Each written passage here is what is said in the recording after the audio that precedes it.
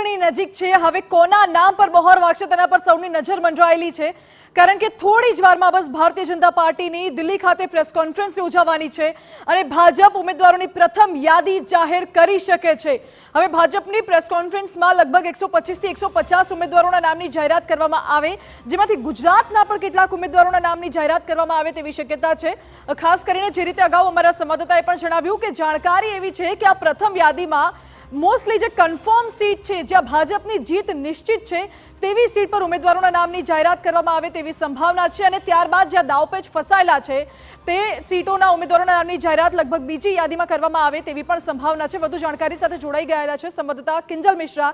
કિંજલ, દાવપેચ ફસાયેલા છે એવી જે બેઠકો છે, શું ત્યાં વર્તમાન સાંસદોની ટિકિટ કપાઈ શકે છે કે પછી ભાજપ જ્ઞાતિગત સમીકરણો અને અન્ય સમીકરણો જોશે? देखो, स्वाभाविक रीते जो गुजरात की बात करवामां आवे तो गुजरात हमेशा भाजप माटे सौथी सेफ स्टेट रह्युं छे। गुजरात एकमात्र एवुं स्टेट छे के ज्यां कोईपण पॉलिसी छे ते खूब ज सरळताथी इम्प्लिमेंट थई शके छे। गुजरात एकमात्र एवुं स्टेट रह्युं छे भाजप माटे के ज्यां कोईपण जे निर्णय छे तेनो सरळताथी अमल करावी शकाय छे। गुजरात एकमात्र एवुं स्टेट रह्युं छे के ज्यां कड़क प्रकारना निर्णयो थयेला छे, अनेक जे राजकीय प्रयोगो छे ते थयेला छे। तो स्वाभाविक छे के जे जग्याओ पर चेहराओनी पसंदगीमां कोईपण प्रकारना फरियादो आई है अथवा तो ज्यां पसंदगीमां बदलाव जरूरी है ते परिवर्तन है ते चौक्कस जोवा मळशे। तेनुं कारण है कि गुजरातनी वात करवामां आवे तो आप सौराष्ट्र जोननी वात करो के उत्तर जोननी वात करो, मध्य जोननी वात करो के दक्षिण जोननी वात करो, वडाप्रधान नरेंद्र मोदी ज्यारे एक सामान्य कार्यकर्ता हता त्यारथी आ तमाम जोननी अंदर फरे छे अने आ वखते जे सौथी महत्वनुं रह्युं छे के आ वखते पीएम अथवा तो यूएचएम सिवाय अने जेपी नड्डा राष्ट्रीय अध्यक्ष आ त्रण सिवाय कोईने पण नथी खबर के कया नाम पर मोहर वागी है, माफ करशो कया नाम कपाई रह्या छे। सामान्य रीते पार्लामेंटरी बोर्डनी अंदर मोकळा मने चर्चा छे ते थती होय छे। तमाम जे सांसदों छे तेना नाम, तेनी साथे जे नवा नाम आया छे तेना नाम, परंतु वडाप्रधाननी एक पोतानी पेटर्न रही छे। वडाप्रधान द्वारा हमेशा तमाम जग्या पर एक अलग रीते रिपोर्ट करवामां आवता होय छे। आपणे अत्यारे जो वात करीए के आखरे जे पण उमेदवारोनी पसंदगी थशे तेनो क्राइटेरिया कयो हशे, तो वडाप्रधान द्वारा अलग अलग जग्या पर પોતાની રીતે રિપોર્ટ કરાવવામાં આવતા હોય છે। લોકસભા વાઇઝ પણ તેની સાથે સાંસદોની કામગીરી પણ થતા હોય છે। તેની સાથે જ અનેક જગ્યાથી પીએમઓ ઓફિસમાંથી ઇનપુટ છે તે લેવાતા હોય છે। ગુજરાતની વાત વધારે એટલે કરીએ છીએ કેમ કે ગુજરાતની રાજનીતિ સાથે સીધી નજર છે અને સીધી રીતે અહીંયા થતી મૂવમેન્ટ ઉપર ધ્યાન આવતું હોય છે। आज પેટર્ન છે તે અનેક રાજ્યોમાં પણ વડાપ્રધાને સ્વાભાવિક રીતે અપનાવી હોય, પરંતુ ગુજરાતની અંદર એક જે રિપોર્ટ છે એ આઈબી તરફથી પણ જનરેટ થતો હોય છે, ભાજપ તરફથી પણ એક રિપોર્ટ જનરેટ થતો હોય છે અને આ તમામની વચ્ચે અનેક સર્વે થતા હોય છે। સૌથી મહત્વનું હતું નમો એપ। નમો એપ માત્ર કાર્યકર્તાઓ માટેની હતી કે જેમાં કાર્યકર્તા પોતાના સાંસદ માટેનો અભિપ્રાય છે તે આપી શકે છે અને જે સાંસદોના અભિપ્રાય કાર્યકર્તાઓ નેગેટિવ આપ્યા છે, ચોક્કસ તેની સામે તો કહી શકાય કે રિમાર્ક છે તે લેવામાં આવશે અને જે લોકોને ચૂંટણી નથી લડવાની તે જે તે સમયે જ્યારે એ સંદેશા પણ છે તેમને આપી દેવામાં આવે છે। રાજકારણમાં કોઈ પણ વસ્તુ સીધી અને સટ નથી કહેવામાં આવતી, પરંતુ આપ જુઓ કે જે રીતે અત્યારે આપણે યુએચએમના કાર્યાલય પર ઊભા છીએ તો 26 હંમેશા થતું હોય છે કે જે કાર્યાલય હોય છે, મધ્યસ્થ કાર્યાલય, એ ઉમેદવારોના નામની જાહેરાત પહેલાં થતા હોય છે। એટલે કે જે માહોલ હતો, નો રિપીટનો માહોલ, એ ભાજપ ખૂબ પહેલાંથી બનાવી રહી હતી કેમ કે 26 લોકસભાની અંદર કાર્યાલય છે તે ખોલી દેવામાં આવ્યા હતા। તેની સાથે જ સંયોજકો સહસંયોજકો મૂકી દેવામાં આવ્યા હતા। લોકસભા ક્લસ્ટરની આખી જે ટીમ હતી તે બનાવી દેવામાં આવી હતી।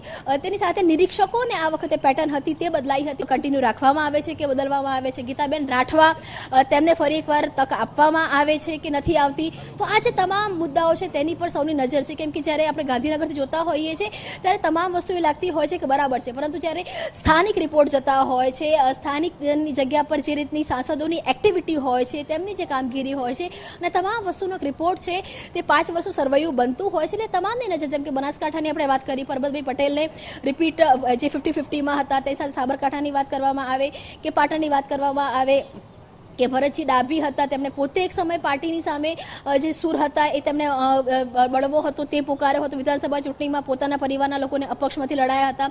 સાબરકાંઠાની વાત કરવામાં આવે તો દીપસિંહ રાઠોડ વર્તમાન પરિસ્થિતિની અંદર ચોક્કસ બદલાવા જોઈએ. તો ઘણા ફેક્ટરો છે, પરંતુ હવે રાહ છે એ જોવાઈ રહી છે કે આખરે કયા ફેક્ટરોને ધ્યાનમાં રાખવામાં આવ્યા છે અને આજની જે લિસ્ટ છે તેમાં 26માંથી સ્પેશિયલ 26માંથી કયા 11 કે 12ના જે નામ છે તેની જાહેરાત થાય છે.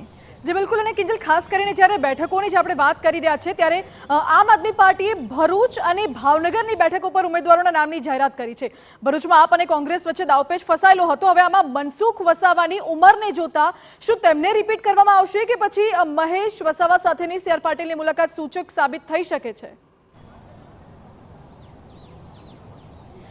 દેખો, મુલાકાત તો સૂચક હતી.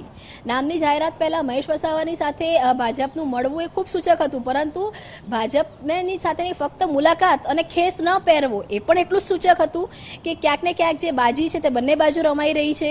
પરંતુ જો મનસુખ વસાવાની વાત કરવામાં આવે તો મનસુખ વસાવાની જે રીતની અત્યાર સુધીની તેમની રાજનીતિ રહી છે, તેમની રણનીતિ રહી છે, ચોક્કસ તેમણે પોતાની જ પાર્ટીમાં અવાજ છે તે ઊંચો કર્યો હતો. પરંતુ તેમનો જે મત વિસ્તાર છે હંમેશા તેમણે એ રજૂઆત હતી તે પોતાના કેન્દ્રીય નેતૃત્વને પણ કરી હતી કે જ્યારે એ ટ્રાઇબ વિસ્તારની વાત કરતા હોય, ટ્રાઇબની યોજનાઓની વાત કરતા હોય, ટ્રાઇબના લાભની વાત કરતા હોય અને જો એ લાભ નથી મળી રહ્યા તો જો એક લીડર તરીકે અવાજ નહીં ઉપાડે તો ત્યાં જે આદિવાસી જે મત છે તે પણ એક તરફ એમની અગેન્સ્ટમાં જશે અને જે છાપ છે સરકારની કે સંગઠનની તે પણ યોગ્ય નહીં રહે.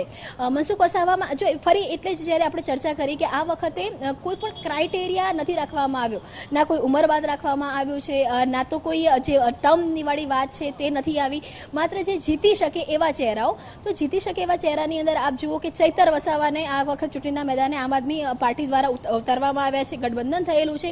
તો તેવા સંજોગોમાં મનસુખ વસાવાને જ ચૂંટણીના મેદાનમાં અત્યારે ઉતારવામાં આવશે તેવું હાલ તો લાગી રહ્યું છે. જી કિંજલ, અને આપે જે રીતે કહ્યું કે કોઈ પણ ક્રાઇટેરિયા રાખવામાં નથી આવ્યો, તો પછી બીજી બાજુ શું લાગી રહ્યું છે? કોઈ અભિનેતાને તક મળી શકે છે, કોઈ જાણીતા ચહેરાને તક મળી શકે છે નવા ચહેરાઓમાં?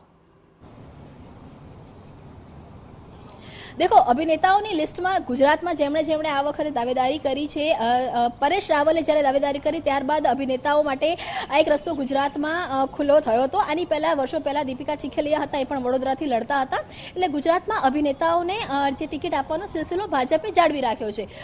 પરંતુ આ વખતે એવી એ જે તે સમય હતો ત્યારે એવી પરિસ્થિતિ હતી કે જ્યારે એ ફેક્ટરની જરૂર હતી. અભિનેતાઓને ટિકિટ આપવાથી એક આખું જે ગ્લેમર આવતું હોય છે અથવા એક જે માહોલ બનતો હોય છે એવી જરૂર હતી. તેના કારણે ભાજપે સમયાંતરે આ પ્રકારના અખતરા છે તે કર્યા છે. પરંતુ આ વખતે એવું લાગતું નથી કે આ પ્રકારના કોઈ ફેક્ટરની જરૂર છે, કેમ કે જ્યારે નમો એપની વાત કરવામાં આવતી હોય, જ્યારે લોકોની વચ્ચે રહેતા નેતાની વાત કરવામાં આવતી હોય તો અભિનેતાઓ 24 કલાક લોકોની વચ્ચે નથી રહી શકતા. આ હંમેશા જોવા મળ્યું છે અને એ જ કારણ હતું કે પરેશ રાવલે જાતે જ સ્વૈચ્છિક નિવૃત્તિ હતી તે લીધી હતી. હિતુ કનોડિયા ધારાસભામાં 5 વર્ષ રહ્યા, પરંતુ પોતાના વિસ્તારની અંદર એટલું તે એક ધારાસભ્ય તરીકે કામ નતા કરી શક્યા, એના કારણે તેમને ડ્રોપ કરવામાં આવ્યા. ચોક્કસ સીટ જે બેઠકમાં માંગણી છે તે અરવિંદ વેગડાએ પણ કરી છે, હિતુ કનોડિયાએ પણ કરી છે, મનોજ જોશીની પણ નામ છે. એટલે માંગવાની જો વાત કરવામાં આવે તો દાવેદારીની વાત કરવામાં આવે તો 3 થી 4 જેટલા જે અભિનેતાઓ છે ગુજરાતી મૂવી સાથે સંકળાયેલા, ટેલિવૂડ સાથે સંકળાયેલા, તેમણે માંગ કરી છે. પરંતુ આ વખતે એ કોઈ ગ્લેમર ફેક્ટરને ઉતારે તે પ્રકારના ચાન્સીસ ખૂબ ઓછા લાગી રહ્યા છે. જી કિંજલ, બિલકુલ. અને જ્યારે બેઠક દીઠ વાત કરવામાં આવે સમીકરણોની, જ્ઞાતિગત સમીકરણો પણ મહત્વના રહેતા હોય છે. સૌરાષ્ટ્રનો પટ્ટો છે, સૌરાષ્ટ્રમાં આપને શું લાગી રહ્યું છે કે કયા સાંસદોની ટિકિટ કપાઈ શકે છે, કોને રિપીટ કરવામાં આવી શકે છે? માનસી, સૌરાષ્ટ્રની જો વાત કરવામાં આવે હંમેશા કહેવામાં આવતું હોય છે કે સૌરાષ્ટ્ર જે જીતતું હોય છે તે ગુજરાત ઉપર રાજ કરતું હોય છે. આ જે વાત છે તે વિધાનસભાની ચૂંટણીમાં હંમેશા કહેવામાં આવતું હોય છે, કેમ કે જો સૌરાષ્ટ્રની જે શરૂઆત કરો આપ તો સુરેન્દ્રનગરથી શરૂઆત થઈ જાય, સૌરાષ્ટ્રની શરૂઆત થઈ જાય છે. એન્ટ્રી ગેટ જે છે સૌરાષ્ટ્રનું અબ તો એ સુરેન્દ્રનગર માનવામાં આવતું હોય છે. સુરેન્દ્રનગરનું જે સમીકરણની વાત કરવામાં આવે તો તે સમીકરણ કોળી સમીકરણ છે. ગઈ વખતે ડૉક્ટર મહેન્દ્ર મુંજપુરાને ટિકિટ એટલે આપવામાં આવી હતી કે ડૉક્ટરનો ચહેરો, શાલીન ચહેરો અને કદાચ મત વિસ્તારમાં સારી રીતે કામ કરી શકે, પરંતુ તેમનો જે રિપોર્ટ છે તે નેગેટિવ છે. જો આ બેઠક ઉપર અન્ય કોઈ કોળી જે શાલીન ચહેરો મળે તો આ કિંજલ, માફ કરજો.